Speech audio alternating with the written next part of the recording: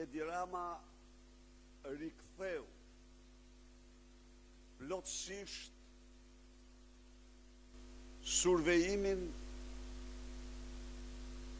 e qytetarëve të kohës më të zezë të diktaturës komuniste. Për rikujtes, për gjenerata tëra që nuk e din, gjatë diktaturës, të gjitha ambientet e jashtme anë të bulevardit, pemt,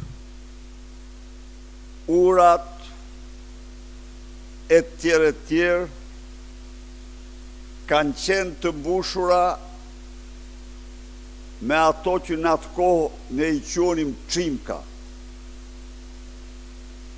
të cilat regjistronin 24 orë mbi 24 orë çdo bisedë që bëhej nga qytetarët që uleshin në ato trotuare, anësore të trotuarve, ose në stola, ose në parqe. Shmenduria e diktaturës nuk kishte kufi. Sot Edi Rama ka vendos një sistem edhe më të thellë, edhe më të plot survejimi se ai që ekzistonte në diktaturë. Pas instalimit të aparaturave të përgjimit dhe regjistrimit të plot të internetit në Shqipëri, që ai bëri me rastin e blokimit të TikTokut dhe që vazhdojnë dhe sot të kontrollojnë totalisht komunikimet me internet në Shqipëri, Edi Rama pajisi, vendosi në dispozicion të policisë së shtetit projekti që quhet Smart City. Smart City është një projekt i bazuar në kamerat robotike me rezolucion shumë të lartë dhe aftësi të mëdha,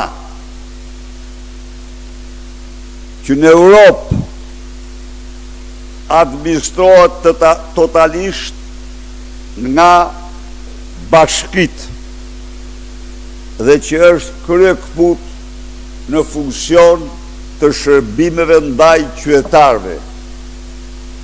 Ju lutem. Këtu kemi një kamer robotike që survejon ditën e natë proteste, kryengritjen paqësore të qytetarëve dhe nis shqiptare. Të tilla kamera janë vendosur në të 4 anë të Tiranës. Dhe që të gjitha jo në disponim të bashkisë, por në disponim të shtetit polices dhe ma e bashkisë dhe policisë së shtetit.